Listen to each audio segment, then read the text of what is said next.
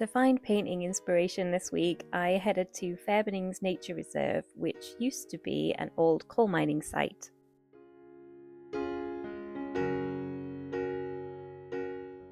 There are a few signs dotted about the reserve that remind you of the heritage of the site, but it has now been well and truly reclaimed by nature.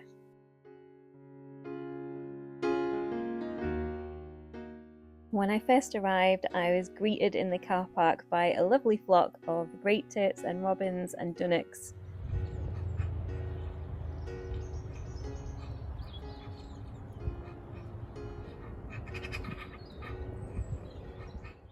The 1st of March marks the start of the bird nesting season in the UK. So anytime from now, really, we should be seeing birds really busy collecting nesting material, pairing up, singing loudly to defend new patches of territory. It certainly seems a lot louder in these walks recently than it has done in previous visits through the winter. One of the things I really like about painting nature is the fact that your subject is always changing.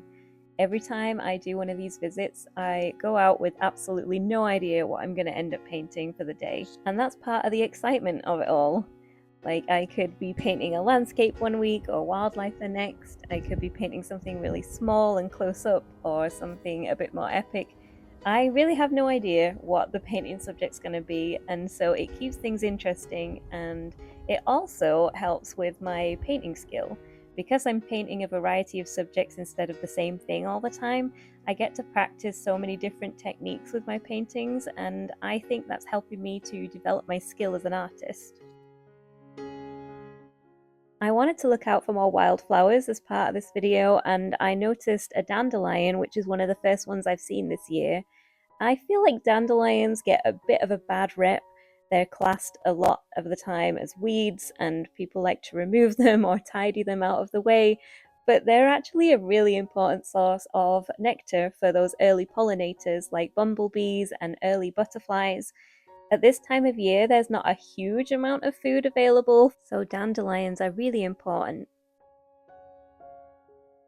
There were lots of other signs of spring about during this walk, including some things that we've seen before and also some new species.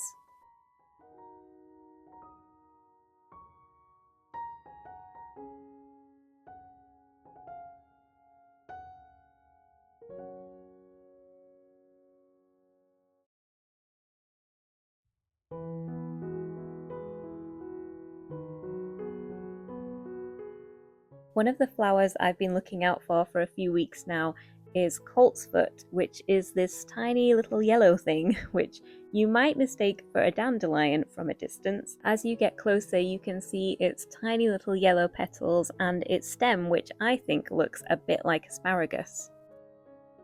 This early in the springtime, coltsfoot doesn't have any leaves on show, but soon the yellow flowers will disappear away, and what will be left will be the leaves, which will keep growing and they will get bigger through spring and summer, and that will be the only thing that's left of this plant.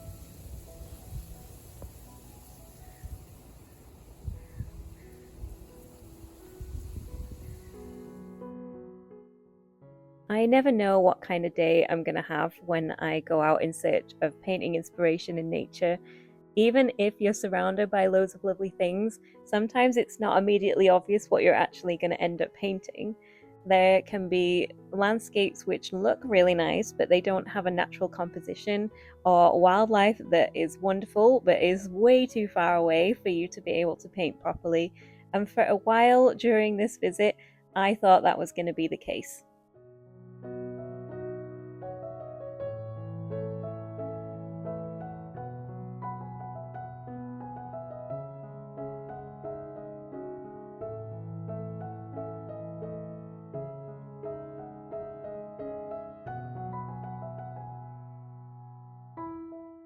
The situation changed, however, on the way back to the car, and I was inundated with things that could have made a nice painting.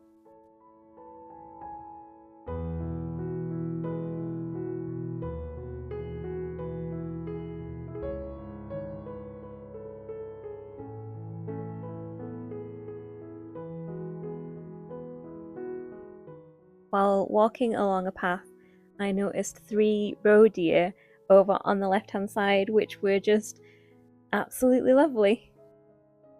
We have seen deer before as part of Artist Diaries. In 2023, when I first started this series, we went to a deer park and saw red deer and fallow deer, I think.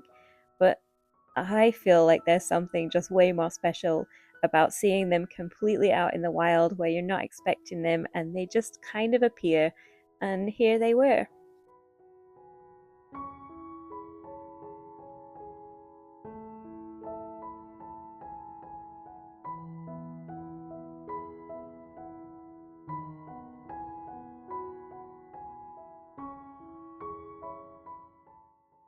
They were a little distant to make the main feature of a painting, but I was thinking about maybe putting them in the background of a landscape.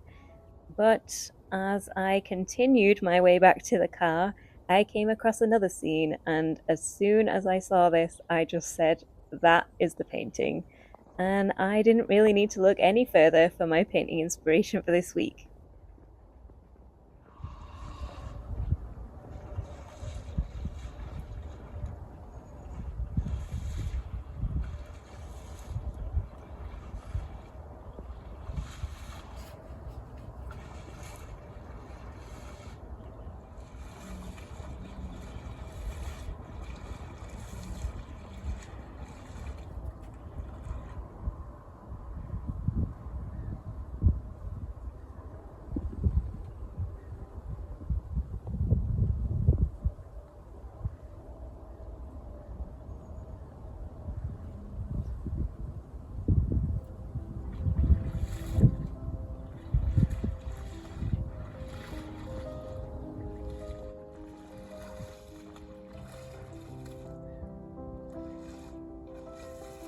And this is another reason to paint nature. It's times like this in nature that I really love. The times where you can't predict it, you don't know it's going to happen, you just choose to spend some time outside and you just happen to stumble across a scene like this where everything just stops for a moment and you just get to soak it all up. It's so lovely having these unexpected encounters, and I try to also take some time away from taking photos and video footage just to appreciate being in the moment, away from my phone screen. But it is nice to have a reminder and to have something to look back on so I can remember this time. And for me, this is where painting comes in, and another reason why I really enjoy painting nature. I know when I take photos and video footage, I'll look at it straight after, especially if I'm thinking about painting inspiration. But other than that, it kind of just sits on my phone and I don't really do very much with it. I have thousands of photos on my phone at the moment, and I do not take the time to sit and go through and look at all the lovely places that I've visited. They just kind of sit there, and they would be gathering dust if they were not on my phone. So, taking the time to make a painting of this scene will help me to revisit that memory, and it will hopefully keep this moment a little bit more fresh in my mind than if I were just relying on the photos and videos by themselves. Obviously, as you take the time to do a painting, you're spending a bit more time connected to that scene, you're thinking about it in a bit more detail, and you're noticing all the lovely things about it. And I'm really enjoying having a collection of paintings now that I can revisit, and it reminds me of all the lovely things I've seen as part of this series. When I look back at my nature paintings, I don't just remember that scene, but I also remember all the other wildlife, or at least some of the other wildlife I saw at the time.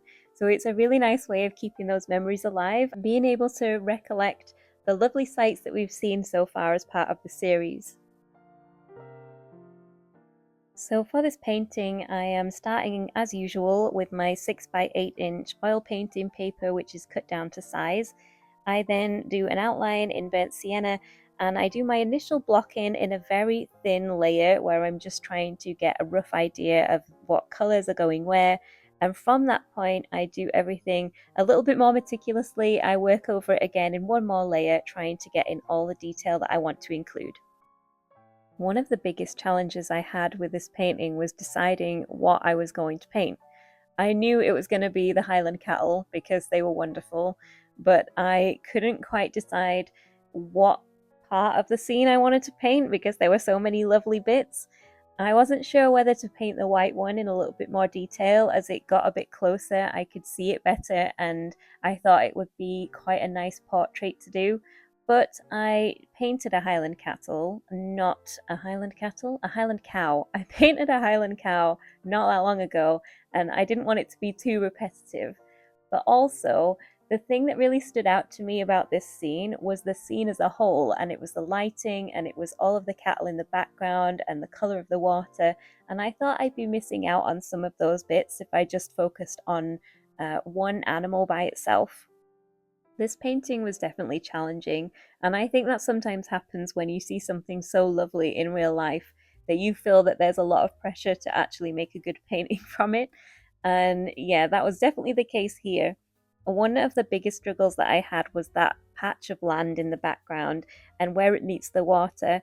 I always find that a struggle when the water's kind of receding into the distance and going off the page like that, trying to get that angle right so that the perspective doesn't look too off. It's a bit of a challenge, and it was probably the area that I was least happy with in this painting, but I will learn from it, and that will hopefully improve any other paintings that have a similar issue in the background. Another reason that I really enjoy painting nature is because I feel like it pushes my skills as an artist because it makes me think a bit more critically about a painting. Instead of just recreating a photo or trying to paint something exactly as I see it, when I paint nature, I feel like I'm also trying to put across the way the scene felt at the time. It's not just trying to recreate it exactly as it looked, but it's trying to share what made it so special in the first place, which is hard to describe. So I'm not sure I'm doing a very good job of that in this explanation, but I'm going to keep going with it anyway, and hopefully it will make sense the more I ramble about it. So, for example, if I'm painting something at home and maybe I find something to do a quick still life of, the main focus for that painting for me is trying to make a realistic interpretation of whatever's in front of me. So I'm trying to get the perspective right, the color, the value, and at the end of that painting session, all I really want to do is have a painting that looks like the object. When I paint nature, there's definitely an additional layer to the painting. I'm not just trying to recreate what I saw, but I'm also trying to recreate what was so special about it in the first place. So for this scene, the thing that really stood out for me while I was there in the moment was the golden sunlight and how it made the hair of the Highland cattle look more yellow or orange. Another thing that stood out to me was the colour of the water, how the purpley blue colour kind of sat really well against the orange of the Highland cattle. I really liked the peaceful nature of the scene, that it was just really calm and tranquil, just watching the cattle step very serenely through the water. To say they're such big animals, it was a really peaceful moment watching them as they came down for a drink and came to just paddle through the water. I also liked the bird life in the background. I felt like that added something extra to the scene. And so when it came to painting this, I kept all of that in mind, and that was really what I wanted to try and put across in this painting. Knowing that it was the golden light that made it so special made me increase the amount of oranges and yellows and reds that I used in some of the background colour and in the colour of the Highland cattle. Knowing that the peaceful scene in the lake was really important made me really think carefully about how I applied the paint so that it looked really glassy and it reflected that peaceful nature. I think being passionate about the subject that you're painting really helps you to think a bit more critically about what you want to include in your piece so that you can reflect what's so special about the scene to you in your painting and you can share that with other people. For me, that's nature, but it might be a different subject for you, but something that you feel really passionately about or something you really enjoy. I think painting that kind of thing really helps you to take your paintings to another level because there is an extra layer that you're trying to add in there. You're not just trying to recreate the scene, but you're trying to share why it's so important to you in the first place. And just before this video ends, I wanted to cover another reason why I really like painting nature, And for me, it's because it's an opportunity to document nature as the seasons change. Now, I like to do this with these tiny paintings at the end of each Artist Diaries, but you could also do this as part of a nature diary, which is something else I'm considering. I'm not sure if I will commit to it just yet, but I kind of like the idea of a nature diary where you're including lots of little paintings about what you've seen on the day or through the week. But coming back to the point, because I've got a bit sidetracked there, the reason I enjoy painting nature is because it's an opportunity to document it, as I said, as the seasons are changing.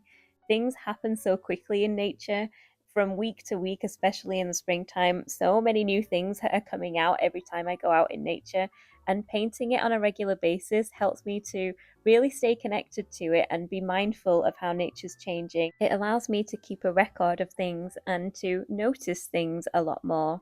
Last year, I got busy with a new job, and there were also lots of other things keeping me busy. And I didn't do any Artist Diaries videos, and my painting was drastically reduced. And as a result, I kind of felt like the year just really passed me by. The seasons seemed to go by so quickly, and I think it's easily done when you're not taking the time to really go out and notice these things that are changing. So, a very enjoyable side effect of painting nature is it just really helps me to stay connected to what's going on outside. And I feel like I'm constantly up to date with the first signs of spring, like the first bumblebees that I see. I'm always on the lookout for new wildflowers emerging. It's constantly in the front of my mind. And so it's really helping me to stay connected to the things that I feel very passionately about. And that, team, brings us to the end of this week's video. I hope you enjoyed the video and that you liked the painting. Please let me know what you think in the comments below. I will be back hopefully again next week with some more springtime wildlife and another painting to share with you. And so until then, have a lovely week and I will see you next time.